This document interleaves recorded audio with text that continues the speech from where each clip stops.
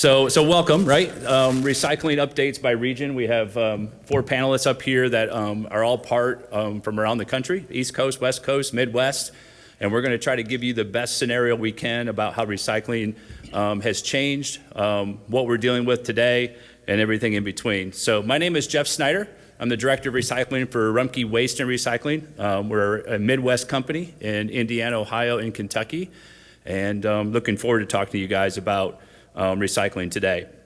We have 4 really good speakers today, panelists today, and I want to go through each one of them. The first one is Steve Brum. Steve is the Vice President and Regional Manager for Recology. Steve is responsible for the achievement of short and long-term financial and operational objectives while ensuring a high level of safety and customer service across both Oregon and Washington. He oversees 19 facilities and services 45 municipal agreements.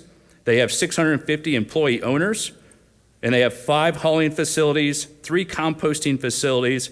They operate the Seattle Material Recovery Facility, 6 transfer stations, and 4 retail stores. Steve is also a member of Recology's ESOP Administrative Committee. He has 20 years of industry experience in both waste and recycling, and spent the last 7 years at Recology. Prior to joining Recology in the Pacific Northwest, Steve also worked in San Francisco and Portland metro areas in both finance and operational roles. He's a graduate of San Jose University. So thank you, Steve, for being here. Our next one is Ty Rhoad. Ty is a graduate of the University of Findlay in Ohio. Go Buckeyes. Ty is an active member of the Future Industry Alliance, Leaders Alliance, and the National Waste and Recycling Association. His tenure in the waste industry includes working with O&M Environmental Products, and he also worked at Reurig Pacific Company in Columbus and is an industry leader in the waste and recycling containers and solutions. While at Reurig, he led the industry North America sales team as Director of Sales, and today, Ty oversees the recycling sales and service teams for both North and South America for TOMRA. And if you don't know who TOMRA is, he will explain that when it's his turn. Bob Cappadona, serves as Vice President of Casella, Resource Solution Team at Casella, where he's responsible for the oversight of Casella's recycling, organics, and professional services operations, which include commodity marketing, operations, and technology and equipment for capturing new material and improving the quality of materials recovered. Bob has over 30 years experience in the waste and recycling industry. He has spent 25 years at Casella, in various roles, including oversight of Casella's 17 recycling facilities. Bob leads a team of professionals who process and market 1.5 million tons of recyclables and organic materials each year, and is key to the implementation of Casella's long-term resource solution strategy. He received his bachelor's in science degree from the University of Mass of Lowell. Thank you, Bob. And lastly, Amanda Curtis. Amanda joined our waste industry in 2009, has since acquired a wealth of experience in waste management and recycling, as well as special waste disposal. She began by working as customer service and sales, and is proud to advance her career, and is now the waste and recycling consultant and territory manager for American Waste Control in Tulsa, Oklahoma. During her time in the industry, she has been instrumental in developing several innovative waste solutions for the Oklahoma area, including pioneering the first single-stream recycling program at the first MRF in the state of Oklahoma. So that's awesome. Reducing the carbon footprint, increasing the efficiency, and shared compactor programs through wood, and also introduced wood recycling in Northeast Oklahoma. So welcome, Amanda. So a pretty good group, as you can see. We have a quick PowerPoint presentation to just talk a little bit about some of the region stuff. So as we go through this, I'm going to talk about Rumpke for a minute, let you know what we do. So, and kind of talk about some of the things that's happening here in the Midwest. So we have 3,600 employees. We operate 2,600 vehicles. We have 12 recycling facilities that I'm responsible for. We have 23 transfer stations and 15 landfills. So you can see we're a large regional company servicing Indiana, Ohio, and Kentucky. What's happened in paper? And you guys have all probably let me get a show of hands real quick. How many people are from the Midwest? So a few. How about the East Coast? We got a few there, right? East Coast. How about the West Coast? Okay. How many people operate material recovery facilities? So half the room probably. So it gives you a good feel, right? So the reason I asked that question, you're going to see what I'm talking about here. You know, just the changes that have happened in the last 5 years in the recycling stream are just unbelievable, right? I don't know how many people have a newspaper delivered to their house anymore, but I don't. My kids, right, they're grown, but my kids in school nowadays are not bringing home school papers like they used to, right? So they're using tablets and they're using those type of things. So the amount of OMP, or the amount of mixed paper that's in the stream, has decreased over the last 5 years by about 10%. And conversely, OCC, because we all love stuff delivered to our doorstep, has increased by about 7 or 8% in our material recovery facilities. So if you think about that, and I always throw this out there, I think if COVID would have lasted 2 months, I think we would have saw a slowdown in boxes being delivered to our house. But because it's lasted so long and we love it so much, we love the delivery to our house, I think it's become habit forming to us, and I think it's going to continue to increase. So OCC has obviously increased in the stream. Mixed paper has declined in the stream, and so that's on the paper side. For those of you who don't know, there's a lot of domestic capacity happening, a lot of it in the Midwest. Kingsport, Tennessee is building a new paper mill, or actually converting a paper mill to run 400,000 tons of OCC through their facility.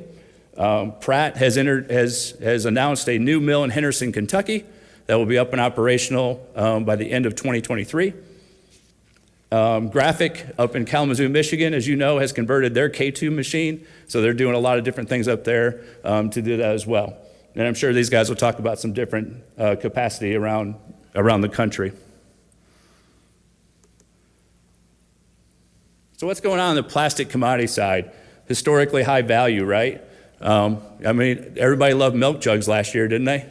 HDPE, right? Everybody loved that. So the cost of virgin is less, right? So we're starting to see fuel prices go up. One of the things I've noticed in the Midwest is that the cost of recycled plastics would always go up with the price of crude oil.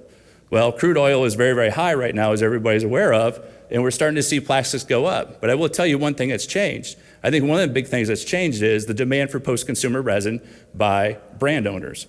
So brand owners are wanting more post-consumer resin, thus they're buying more recycled content than maybe what they would, and they're not quite following price like they would in the past. We're seeing that in the Midwest. Polypropylene Technology is emerging. I don't know if you guys have heard of the company called PureCycle. They're in Ironton, Ohio, and they are using polypropylene to be able to make a clean, odorless, colorless resin that can go back into hopefully FDA approval. Because wouldn't that be great, is to have your yogurt and cottage cheese and those type of things made out of post-consumer resin, which they're not today. So there's a lot of things going on in the polypropylene market. PET is expanding. The demand for PET is unbelievable in the Midwest. They can't get enough of it. I'm sure these guys will talk about in their area. We've got a lot of folks that are in this chemical or advanced recycling, right? Paralysis. The proof's in the pudding there. They're not actually up and running. But there's a lot of announcements in the Midwest about potentially having those going. Right? One of the things we're always looking to do is for those sustainable long-term markets at Rumpke. So polypropylene really came to the forefront. In February, we announced cup recycling of this year. So we're accepting aluminum, plastic, and paper cups in our recycling bins now, which is a really, really big thing. So we're super excited about that. And last year at this time, we announced tubs. So it's going to be all your polypropylene, cottage cheese, and yogurt containers in our recycling stream. So we're always looking for those new ways to be able to introduce more things in the recycling stream. One of the things that we've done, and it's really important when we do that, is to make sure we have more than one end user. So we're not going to go to 2 million people that we service and say, put it in the stream, and then say, oh, I was kidding. Take it back out of the stream. That would be a bad day, right? So we don't want to do that. So very, very important that when we say something's recyclable, that it gets in the stream and we make sure it gets to where it needs to go.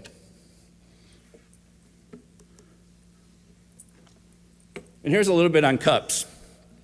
So one of the things that's changed, as I talked about in the very first slide, is the amount of mixed paper in the stream, right? So paper mills still need their fiber to make new boxes out of. So where's that fiber going to come from in the future? So what they're looking at is new ways to be able to pull cups or those type of materials into the recycling stream.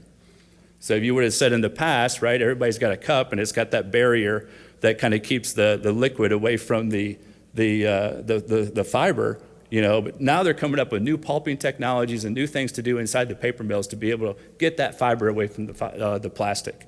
So a lot of cool things going on in the paper side of the business. And then plastic cups, right? You know, when I introduced polypropylene recycling last year, you would not believe the amount of cups that are coming through our material recovery facilities. So it's a big deal. We have an end user for that. We have an end market for that. It's very sustainable, and we really like the whole idea around plastic cups. Now, one of the things you'll see up here is we don't want the colored solo cups, right, or the party cups, right? So we're trying to stay away from PVC, but other than that, cups are acceptable in our recycling program.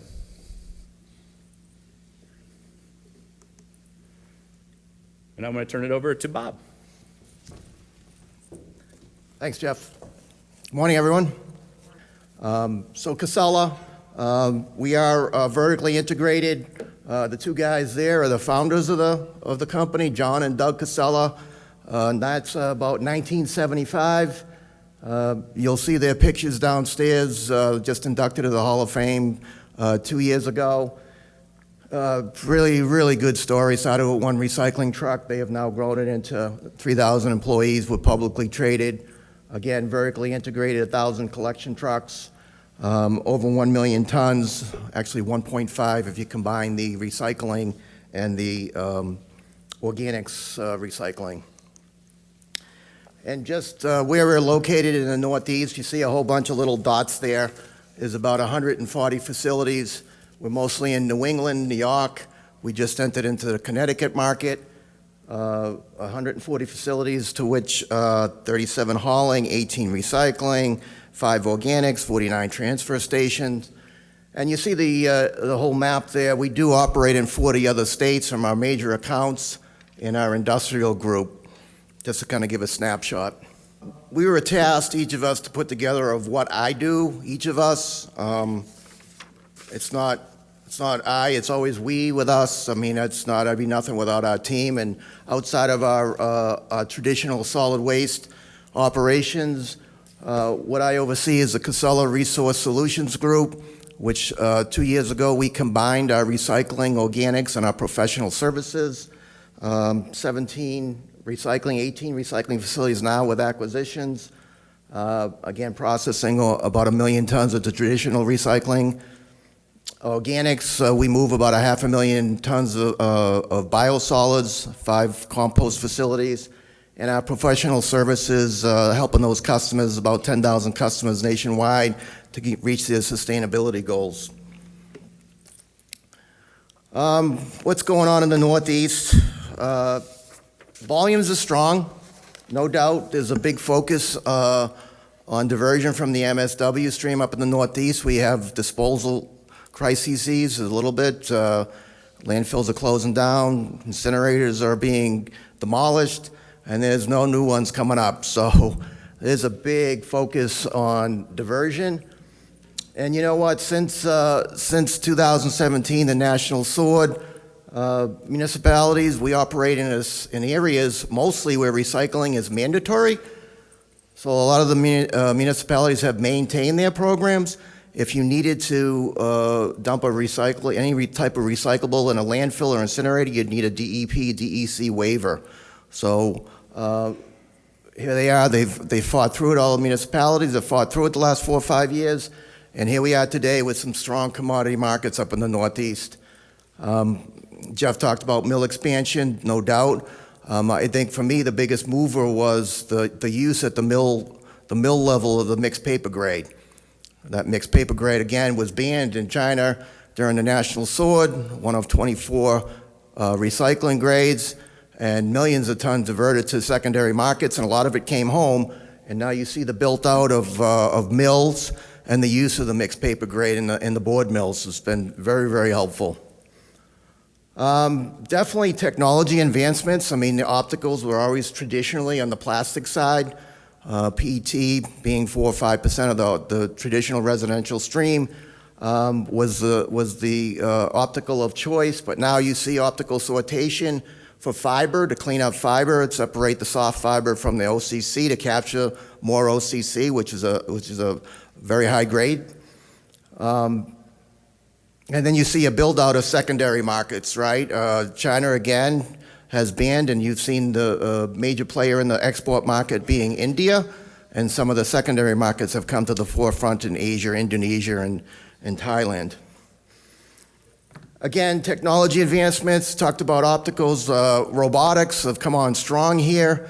No doubt, we have looked at robotics initially over the last couple of years as that cleanup technology at the back end of the system if we missed any recyclables. Today, the advancement is really, really well done, and now we're putting it as a frontline sorter in the plastics line. Focus on quality, no doubt investments, but one of the things that we have done, when you talk about quality, and most people talk about the quality in the back end. You can't produce a good quality unless you have a focus on what comes in the door. So what we've done, it's not so much visual audits for all of our customers at all of our MRFs. We do a physical audit. We take a sample size of each stream that comes in on a given day. We probably, some of our customers want 12, 15 audits a month. We'll bring them in. We'll take a look at what's the contamination, what's the percentages, and it's been really, really effective and really appreciated by our communities. Opportunities, no doubt, the contamination improvement, we can talk about that. I just touched on it now. We've simplified our lists. We no longer have numbers, 1 through 7s on our acceptable list. It's jugs, tubs, lids, and bottles to keep it as simple as possible. And again, those customer audits have been very, very, very well received. Opportunities again, MRF Glass Solutions. We lost our MRF bottle-to-bottle manufacturer in 2017 up in the Northeast. Since then, a lot of the glass, again, we operate in states where recycling is mandatory. You cannot landfill glass. So a lot of it is being crushed into a PGA spec, a Rhoad base. We actually rail a lot of our MRF glass down south to reach those bottle-to-bottle end sites. What you do see coming on is some other solutions. We see it in the Northeast, lightweight aggregates, which is a replacement. The finished product, they're using glass, and the finished product is to replace stone. And there's also a cement replacement, Pozzolan, that is used and uses up to 50% and replaces some of the recipe in cement. I think you'll see those come to the forefront over the next couple of years. And of course, opportunities, challenges, EPR is a hot topic. There's no doubt about it. I think it's really important that all the parties come together and understand what the goals are. We want design recyclability. We want to be able to still strengthen markets with recycled content. There's got to be economic benefits and also education. Again, we have to maintain that stream that comes in, that impound that stream that comes in, and see if we can reduce the contamination so we continue the quality of our finished product. I think at the end of the day, the most important word for me, EPR, or 2 words, is needs assessment. It is very important that we really, the devil's in the details. We live in a state up in the Northeast, Maine. They just passed an EPR legislation, a bill. Not a lot of details behind it. It's kind of, they'll do a needs assessment, and it'll be really good to have all the parties at the table. At the end of the day, it's fantastic that the producers have a seat at the table. They should. Some of the packaging that comes in is amazing. I mean, you get an Amazon box now. The other day, a little towel came in a big box like this, and there's plastic all around it, and the design for packaging really needs to improve.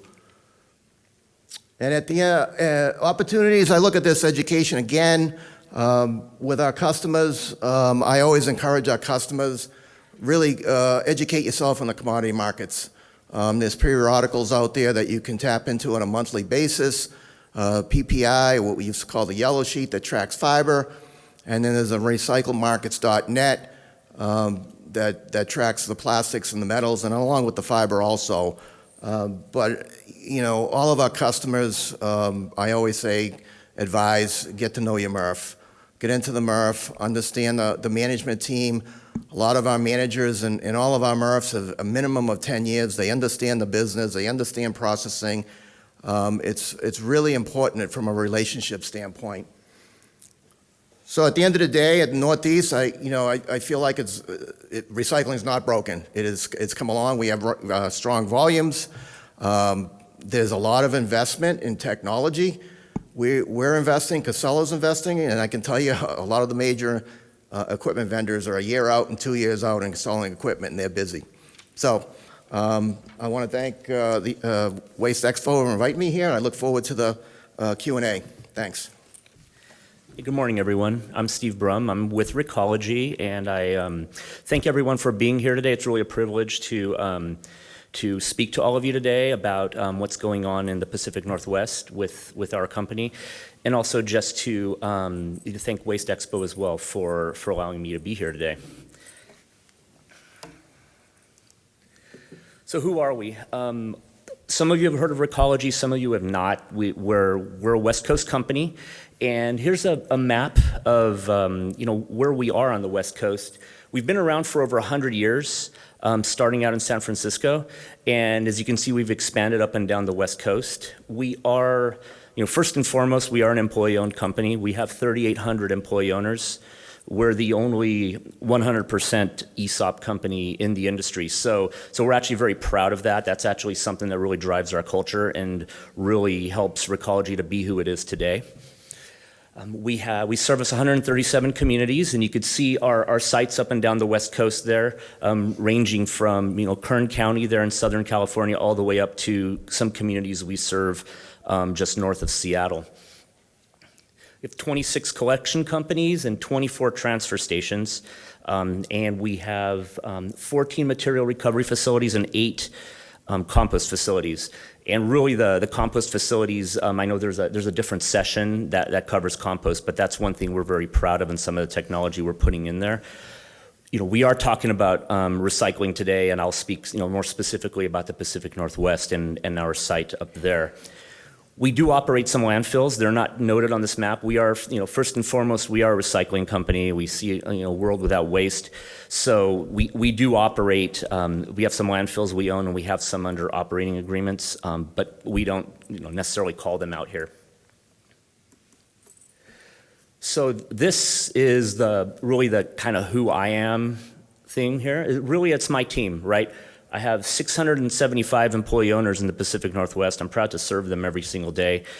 We are a newer part of Recology. We have a lot of new cities that we're servicing over the last 15 to 20 years, and we've really made our mark in this region in terms of just being a unique company and providing some unique service offerings.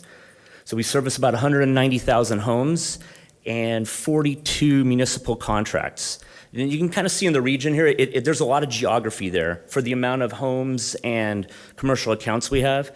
From the California border up to just north of Seattle, we're looking at about a 500-mile drive on Interstate 5. So there's a lot of ground in between, but we really value each and every one of these communities equally. So, and then for post-collection facilities, in the intro, the Seattle Material Recovery Facility was called out. That's really the perspective I'm giving today in terms of recycling, is mainly referring to our Seattle facility, even though we do have some MRFs in Oregon as well. We have 3 compost facilities in Oregon as well that I support. 4 transfer stations, a couple of those are municipal operating agreements where the government owns the transfer station and we operate it, and we help create diversion in those facilities through our partnership with these municipal entities. And we have 4 retail stores. I think most of you probably, roll your eyes thinking like, what are retail stores? And they're not your typical retail store. In the Seattle region, we have four retail storefronts that support our city contracts. They're a place, they're an opportunity for customer service, for people to walk in and pay their bills and start service. It's also a place where people can bring some of those hard to recycle items that cannot be recycled at the curb, like larger pieces of styrofoam. If you want to recycle a bike, if you want to bring in light bulbs and those sort of things.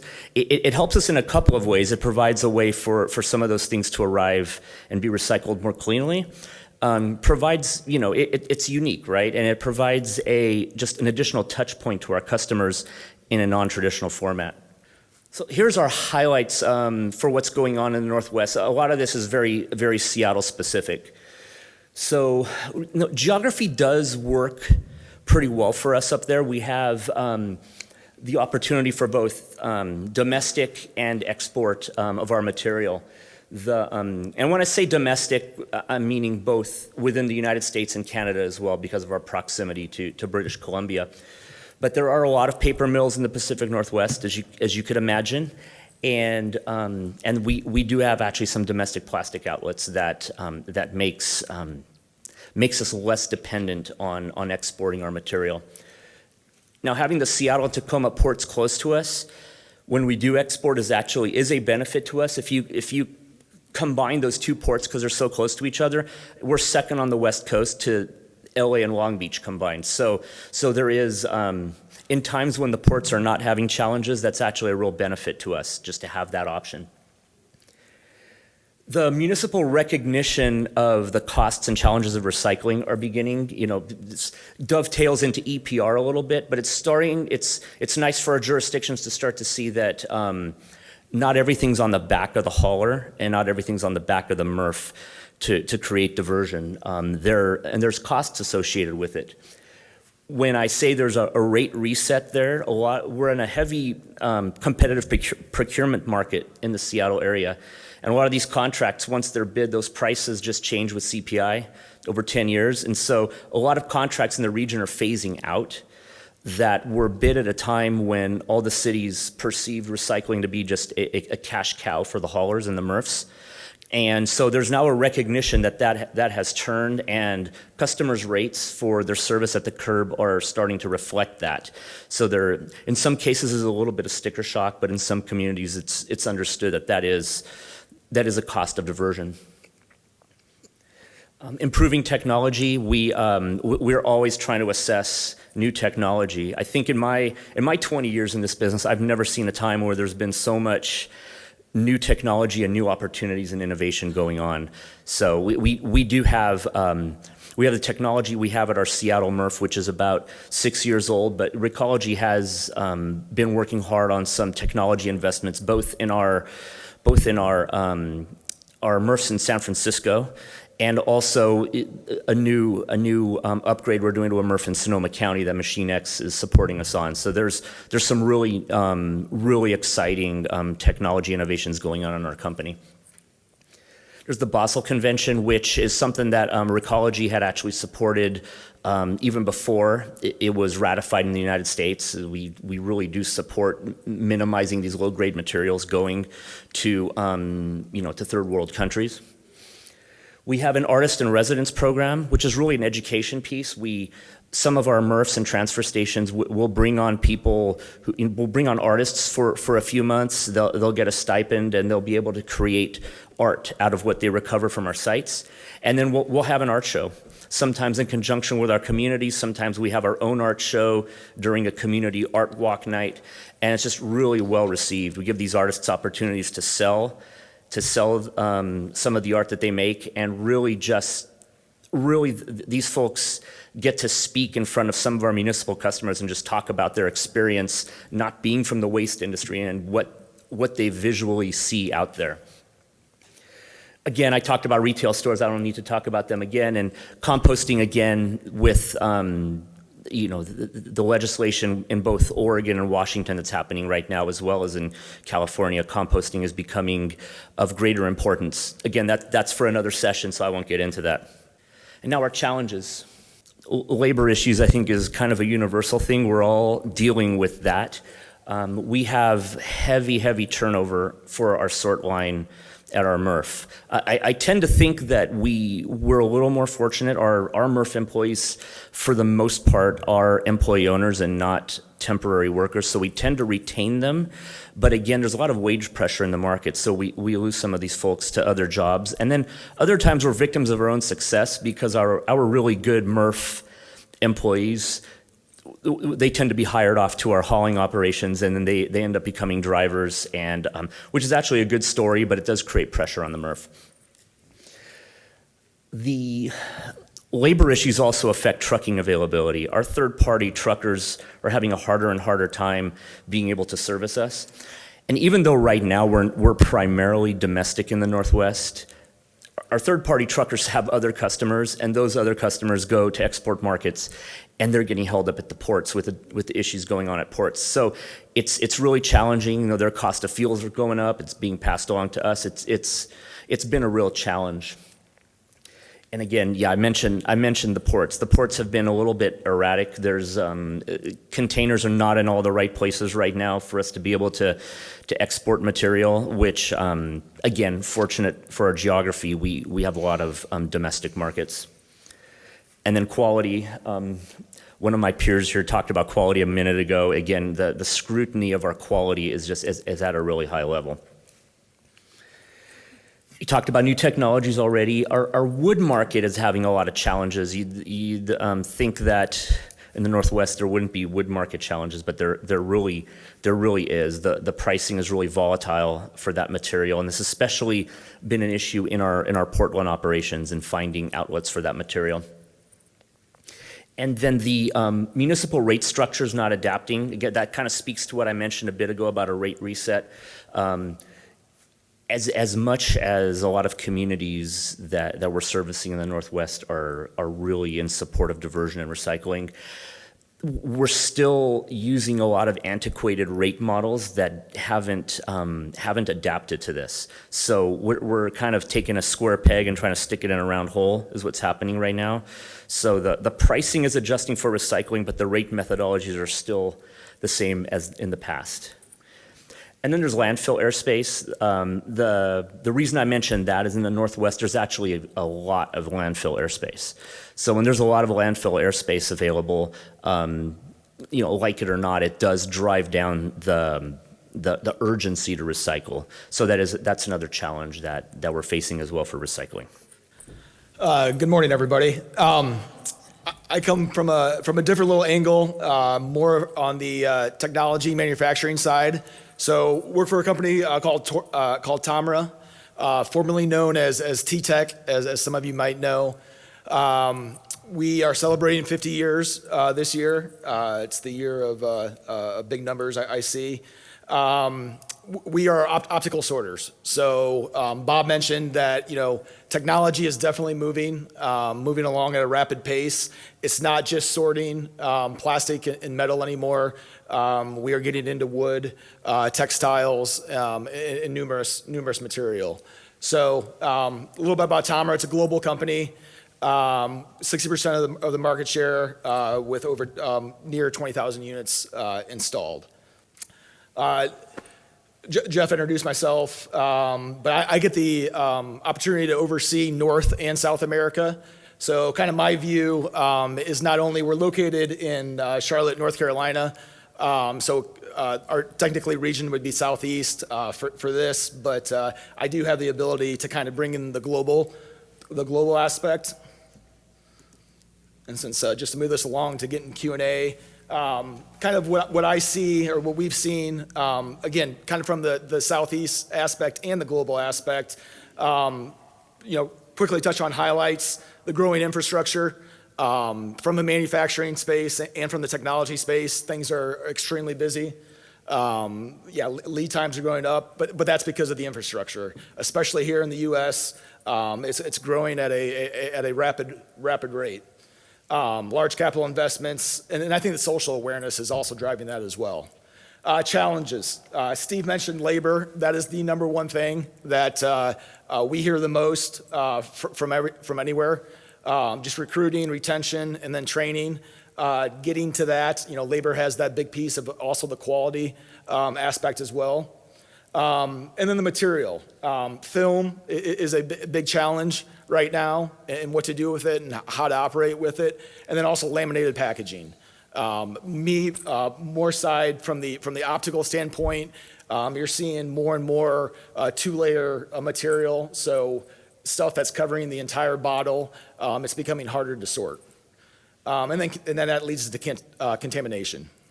Opportunities, collaboration, it was mentioned here a little bit ago, but I think working together, I think that's the key. EPR has been mentioned, and quite understanding, from state to state, from the global aspect, what it's done, learning from that, and I think what we can do better, but making sure everybody's voice is heard and it's understood, basically. And I think that comes with design.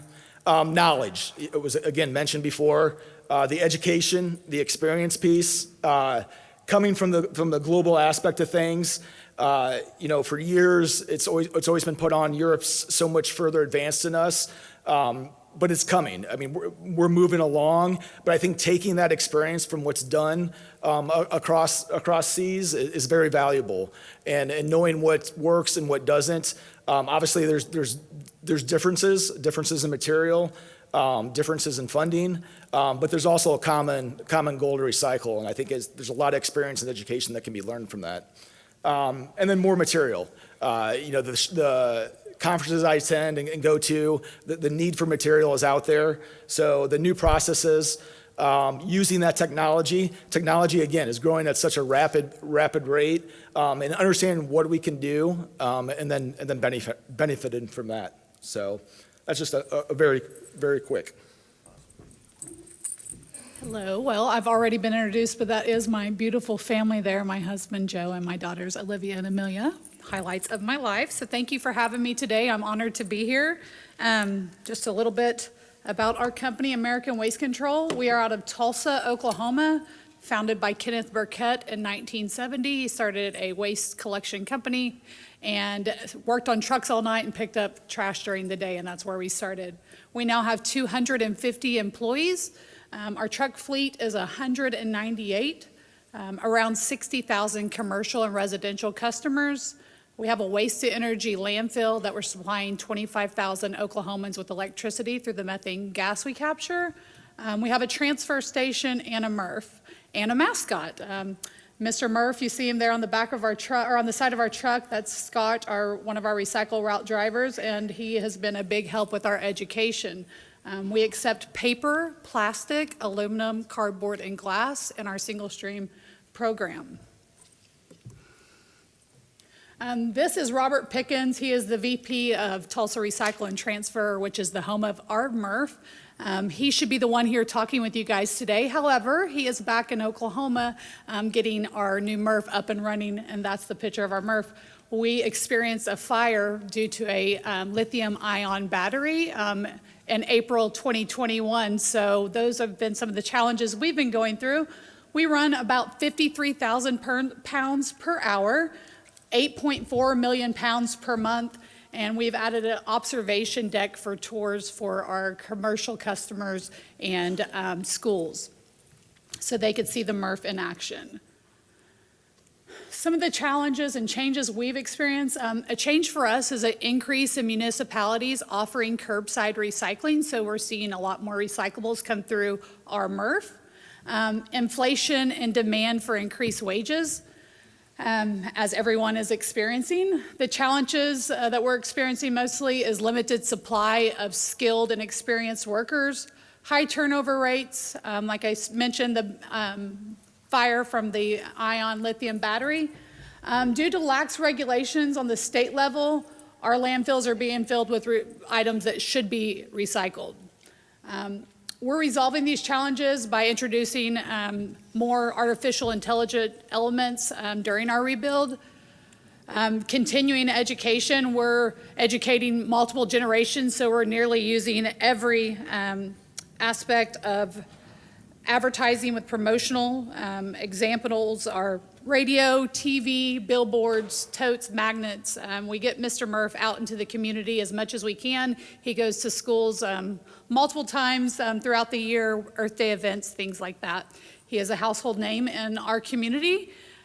Through these efforts, we've lowered our contamination rates to 10 to 12%. Impact and opportunities. In Oklahoma, that's where I'm from, and that's where our only location is. So recycling is not mandated there, and you're seeing people recycle because they want to. So the opportunities are at the private level and the commercial sector for us. Local programs encourage our customers and individuals to take more responsibility. There's a program called Sustainable Tulsa that is started for benchmarking purposes, and they have a program called a scorecard. So a lot of individuals and businesses are jumping on board with that, benchmarking their waste and items like that. So that's been huge for us. And then just making informed changes that are most impactful. We're seeing a lot of policies come through different corporations and companies that they want to have a zero landfill goal. So we're seeing an increase in recyclables just from that. Ways we work to have a positive impact on our customer and neighbors. We support a local circular economy. We find commodity dealers in our state. We currently keep 85% of the recyclables we process in the state of Oklahoma. Oklahomans are the primary beneficiary of what we recycle. The final destination of our recyclables, like I said, 85% stay in the state of Oklahoma. We have 13 counties that we recover these commodities to, so paper, plastic, aluminum, cardboard, and glass. Our processing facility supports over 5,000 jobs with an annual payroll of $200 million in our state. Thank you. So what have we heard here today? A lot of investment going on in MRFs, right? I'm sure everybody out there has the same challenges and the same investments going on in your facilities as well. You know, Rumpke is building a new MRF in Columbus. We're building new facilities. Ty's as busy as ever been selling optics, right? So there's a lot going on. I see some Machine X people in the room, a lot going on with the industry as well. I'd like to open it up to questions. I have some questions I can ask the panel, but I'd rather it come from you. So there's a mic there. Are we good with the mic out there in the middle? I guess we're good. There's the mic in the middle, and then I have a mic. Oh, you have a mic. Okay, so she can run around. So raise your hand. If you have a question, we'd love to answer. We'd love to have a conversation about what's going on in our industry. Okay, good. So this is a question to the panels or maybe even to the audience. I am from the solar industry. I started a solar company back in 2015 and built massive utility scale projects all over the country. And the biggest problem was we're building these beautiful utility scale energy systems, and then we're turning around and we're filling the earth with all this waste. We have massive amounts of paper products, wooden crates, metals, and specifically solar panels. And so now my customers we don't know what to do. So I'm here at this conference because I've been going to solar conferences for years. And I'm like, I started a new business called Green Clean Solar because we want to help these big companies be able to recycle all this material. But what I'm finding is there's so many recyclers that don't know what to do with solar panels. They're like, well, we'll try some, we'll try to see if we can recycle it. And the main components is like aluminum and glass. So like I said, I have clients all over that have thousands of solar panels, 93,000 crates and cardboard, and we need help and we need contacts to help us in this recycling world. So if you have any resources or can share with us what you see, because this is going to be a major trend for the solar industry. You know, we need to kind of come together, your industry and our industry, to kind of help with solutions. Is the solar glass the glass that you would call a waste when you do an install, or is it a change out, or where does that solar glass come from? How does that generate it? There's a couple scenarios. So it's considered e-waste is solar panels, is what my understanding is. So when you build a big utility scale project, just the nature of installing, you have broken glass. It just happens because you're moving it, you're installing it, and it just breaks. So that's one scenario, and you can't really refurbish them or reuse them. You really have to just crush them. Like I found a great recycling company in North Carolina, and it was like a scrap yard, and they took it, they separated the aluminum and glass. But then you have what's called decommissioning sites, where now, they installed it a decade ago, and they need to just update the solar panels. And so they'll take off all these thousands of solar panels and upgrade it, and those can be resold or refurbished. No, thank you. Is there any comments around there? You want me to? Okay. I'm going to go ahead and take that because, so we operate a glass recycling processing plant in Dayton, Ohio, where we actually process MRF glass, and we make 3 different products out of it, right? We make a fine grind that goes back into fiberglass insulation. So it's going to be a 6 or 8 mesh fine grind. And then anything 3/8 or bigger goes back into bottle to bottle or into the cullet industry. So going back into flint and amber, right, to make beer bottles out of the amber. And of course the flint is made back into, products that we touch every day, from pickle jars to Prego spaghetti sauce, you name it, right? So, and liquor bottles, right, is a big thing. So we're doing that. On the solar side, we've investigated recycling solar glass, and it is made of a different substrate that doesn't allow it to be mixed with traditional glass that would come out of our households. So that is an opportunity. There is a place to do it. There are places across the country. I don't know if you deal with strategic materials. Obviously, they're a national company that deals with glass. That could be a good outlet for you. They're dealing with some solar panel glass as well. So I do know that. We haven't got into solar panel glass in the Midwest yet. There hasn't, I wouldn't say there hasn't been a need. There hasn't been somebody reach out about it yet. But I will tell you that it has to be kept different than typical material recovery glass that comes out of our households, because it's just made differently, right? So I don't know if I answered your question, but I would reach out to strategic materials and find out what's going on there. Maybe somebody in the room has some comments about it. If you do. Howdy, everybody. So my question is more, when you roll out into a newer community or an existing community, and you have to change, well, not, I wouldn't say change guidelines, but every community has their own rules based on like MRFs and their reach. What's the typical strategy around educating consumers and like everyday residents about like the intricacies of like, especially plastics, where it's not quite as obvious? Like, what's your typical strategy when you first roll out? Are you talking about introducing a new commodity, or are you talking about just educating on the current commodities? Educating on the current commodities. Okay. Anybody? Bob, or go ahead, yeah. Amanda? Are we on? Yep. Okay. Yes, so we work with municipalities that are just starting programs. So we keep it very simple, 1 through 7 plastics, paper, plastic, aluminum, cardboard, and glass on our single stream. We send out mailers and social media. We work with municipalities on setting up different programs to go out and talk to the community. And it's worked really, really well in our community to do that. So we just do a lot of collaborating with the municipality on getting the education out.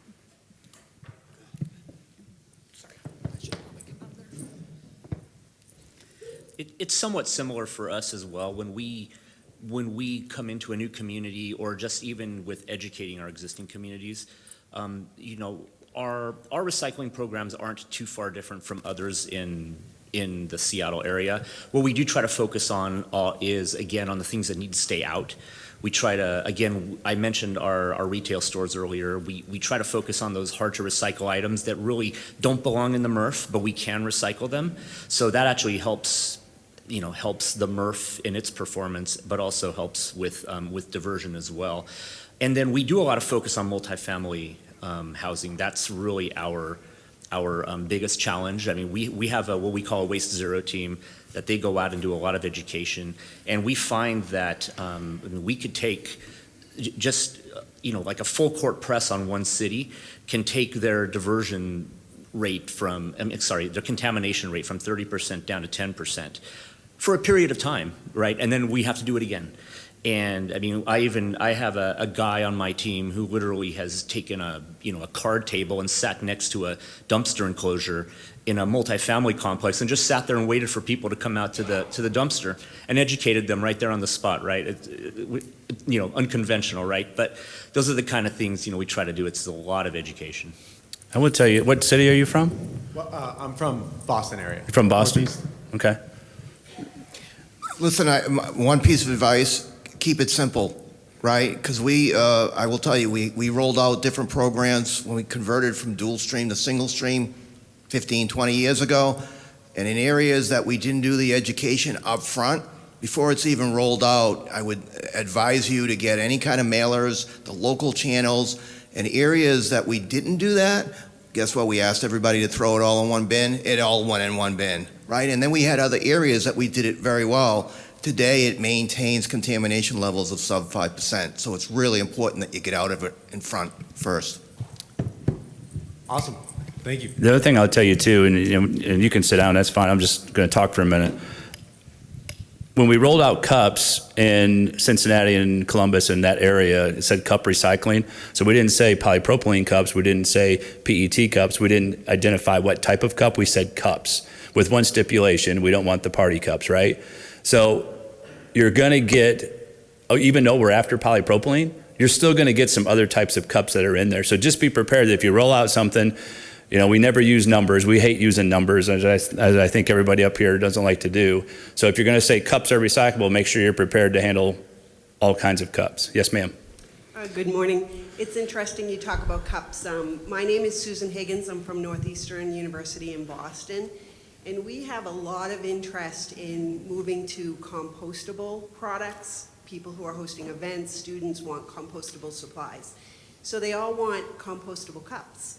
And we find that the compostable cups end up in our recycling stream contaminating it. So I'm interested in the panel's thoughts on whether it is better to move to compostable products like those cups or to stick with, and this is in cases when you can't have reusable, Yeah. to stick with the water bottles and the recyclable cups if that is a better alternative than moving to compostable. So you're talking about PLA cups, right? Correct. Okay. Correct. Anybody want to take that one, all right? With the 3 compost sites that we have in Oregon, one of the challenges we have is that it's a great idea, right? Compostable cups, compostable dinnerware, et cetera. The problem is there's multiple manufacturers making them, and some of them break down in 30 days, some of them break down in 90 days, and we have some sites where we're trying to turn that material out and compost it, in 30 to 40 days. And so, as much as some of that material is compostable, it doesn't break down as quickly as our customers are demanding it to in terms of us, creating this finished product. So what ends up happening then is when you go to screen it at the end, we're screening out compostable material that just isn't composted enough. So I think there needs to be also some attention to the manufacturers of those products, because some do create a genuinely great compostable product and some not so much. And then Ty, could you talk about plastic compostable cups? Are they going to be seen by your near infrared? Yeah, they will. So yeah, kind of, I guess to answer that, the lead would probably go to using the recyclable cups and stuff, because then just from a consumer aspect, it causes confusion as well. They think, they're going to throw it in the recycling because they think in their head that's recyclable, you're doing good, but in fact, the cups are just as easy to recycle. But we would have to program our optical scanners and our MRFs to be able to identify PLA, is that correct? Yeah. Okay, so if you're optically, right, so 9 times out of 10, you're optically sorting cups, right? There is some robotics out there doing it, but 9 times it's near infrared, right? So if you're going to do that, you have to make sure that wherever those cups are going, that they're allowing that infrared scanner or that optical scanner to identify PLA, right? If they don't identify PLA, then it's going to go to the waste stream. It's not going to be identified as PET or polypropylene, okay? So it's really important. I have really challenged this in our region because I just rolled it out in February. And so you got municipalities and everybody coming to me and saying, well, what about our PLA? We just, we have these DORA programs. Anybody know what DORA is? DORA programs, right? Where you can walk around with an alcoholic beverage and you can be outside on the sidewalk and everything. And everybody's like, well, we want compostable cups. The problem with composting, in my opinion, is that if it ends up in the landfill, you still have to have a 140-degree temperature, and it's going to take 20 to 30 years to compost that cup. And if you don't have 140 degrees and you have bugs eating at it all the time, it's not going to happen. So I'm more into recycling the cup than I would be composting the cup. That's my opinion. Yes, sir. My Yes. name's Craig. I'm with the Recycling Partnership. Just wanted to say on the education front, we have a variety of tools online that kind of get to, we saw a couple of them on the screen, but communities can use it to basically produce the products of the rollout that was referred to, as well as the ongoing education. So recyclingpartnership.org. And perhaps better news for all the MRF operators in the room, we have money available. We funded at least 2 people on the stage for MRF upgrades. So we're looking for increased yield from your process, and looking at robotics, looking at opticals, and saying, hey, any MRF that has equipment maybe over 3 years, we'd love to talk to. And I've got a colleague specifically in the MRF world, so we do have dollars available. No, thank you. They were a great partner. We were one of the people that took advantage of the grant opportunity on polypropylene with the partnership, so thank you. Yes, ma'am. Hi, everyone. I'm Esty Chang, and I'm from Google. I lead a small team focused on organizing the world's recycling information. And last year, we launched about 11 attributes on Google Maps for recyclers to kind of identify what materials to accept. And so far, we've had over 40 million user contributions and over a million location map across 200 plus countries. And so I'm here to really just learn about the industry and see if there's anything Google can help to really bring recycling information to all the users around the world. Thank you. How real is the notion that fiber products are harder to sell out of the back of the MRF because they've been commingled with glass products in the single stream system? Another way to state that is, are mills interested in paper products that haven't been commingled? Would they pay more? Do they like it better? Could you guys talk about that, please? Sure. You want to hit it, Bob? Yeah, sure. It's not real at all. Okay, you got the way technology is today, and a lot of the MRFs designed in today's world, glass is extracted right out of the beginning of the system. So typically in a process, material goes up single stream, it hits a pre-sort area where we're getting out the bowling balls and the dog chains and all those great things that people just don't know about, right? That thinks it's wish recycling. And then after that, it typically goes over an OCC screen, and the glass falls down into a glass breaker and is extracted. I will tell you that we operate dual stream facilities. We operate what we call source separated facilities. We operate single stream facilities, and all of the fibers on each one of those facilities go to the same market, go to the same paper mill. So today's, maybe in the old days, maybe 25 years ago, but I tell you today's technology, it's a fallacy that glass contaminates the fiber, because it's just not true. I don't know if anyone wants to. Yeah, here's what I'll say about fiber a little bit too. So I used to procure 50,000 tons a month of recycled fiber for a company called Pratt Industries. You've probably heard some of them up in the Midwest. And here's what I tell you. It's all about, it doesn't matter if it's source separated, it doesn't matter if it's mixed with single stream or if it's dual stream or whatever it happens to be. As long as you can meet that quality spec out in the industry, that's really what's driving that thing home. The demand for recycled paper right now, I mean, we're recycling, 60% of the paper in the United States. I'm hearing 58 to 60% maybe. So that means we're still sending 40% to the landfill. If that 40% came into the market, there'd be a home for every single bit of it, right? The only thing that paper mills really drive that they don't want is coming out of what we would call a dirty MRF, right? We don't want grandma's tomato sauce, or we don't want cat litter and those type of things that's touching paper that's going to go back into our system. So we really try to stay away from, as an industry, the dirty MRF type material. And I know there's been some folks that have experimented that in the past, but it's not been very successful. Yes, ma'am. Hi, I'm Portia Synder with the Northern California Recycling Association, and I'm still on cups. And one of the issues with PLA and other biodegradable products is they're not self-identifiable. So let's say you do accept these goods in your composting program, but there's no little stripe on there. So the poor fellows pulling things out of the piles or off the machines can't tell if it's a PLA or a biodegradable or just a regular old recyclable cup. So have we made any progress on that front? Not to my knowledge. Can anybody talk about California? Have you done anything in Recology? I haven't, yeah. I think that's kind of a producer question, I think, as to the green stripe that's on there for identification purposes. Is that where you're going with that? Sorry. Right, but the point is you can set up a program and it's going to fail if you're planning to compost it or put it through your organics program, if you can't tell a biodegradable cup from a non-biodegradable cup. That's correct. I don't know if I don't have an answer for that. I don't know on the MRF level. Yes, sir. Go ahead. How do you deal with fibers in terms of coated papers, in terms of plasticize? Or I know some areas like Rhode Island don't take drink toters because they have an enzyme in them. Like, how do you all deal with that? Just curious. On the fiber side? Yeah, on the fiber. So it's kind of more of a paper mill question, would you say? Yeah, a little bit, yeah. Okay. I'll take a stab at it because I used to live in that world. So here's what there's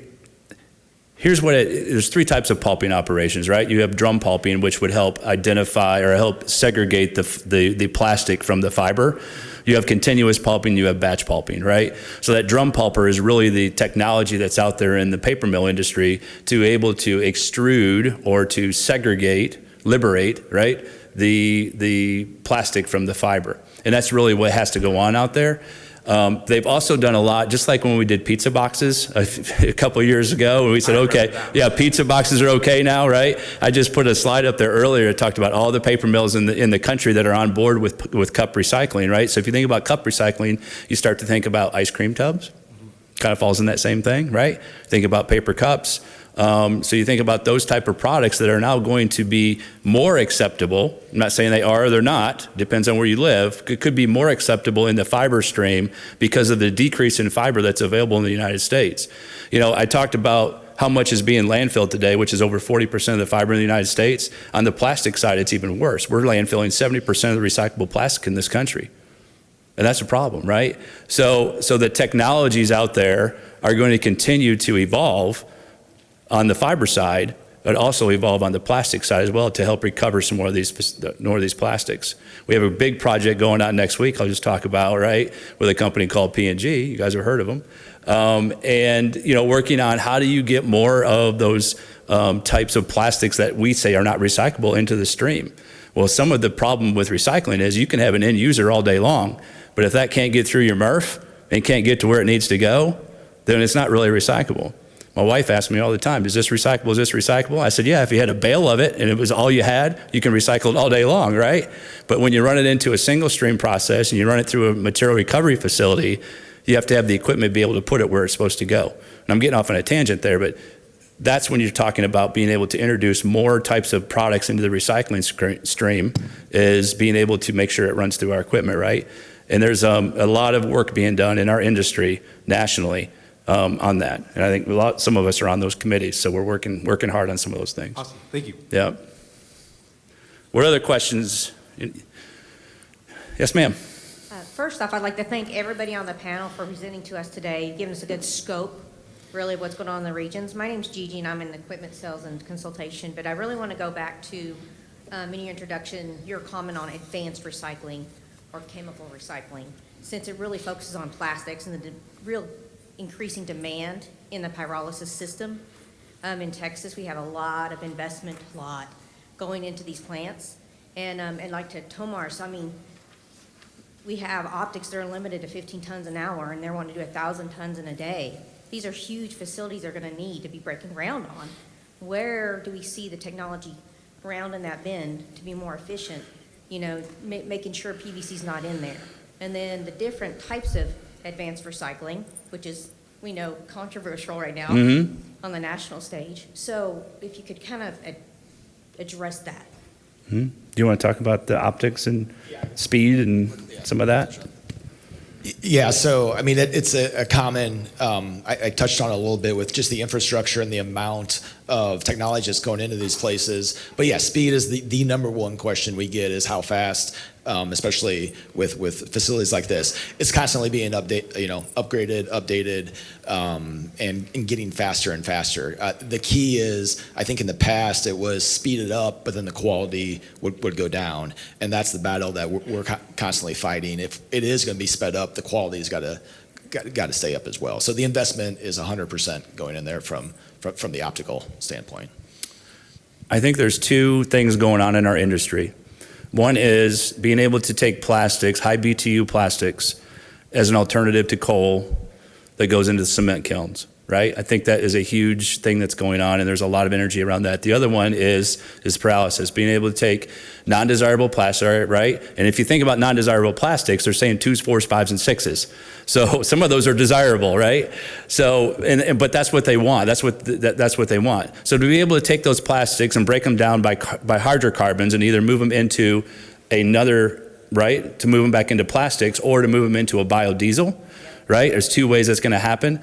There's a lot going on in the Midwest around that. There's a lot of companies that are involved in that, and they're a year to 2 years out in the process.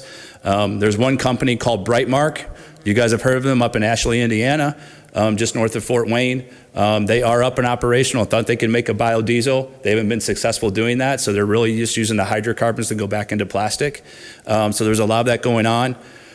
The question then remains, all these hard to recycle plastics, and when I think about hard recycled plastics, I think about styrofoam, I think about cheese bags, I think about bread wrappers, I think about Walmart sacks and those type of things that we really don't want in our MRFs, but yet we get in our MRFs anyway.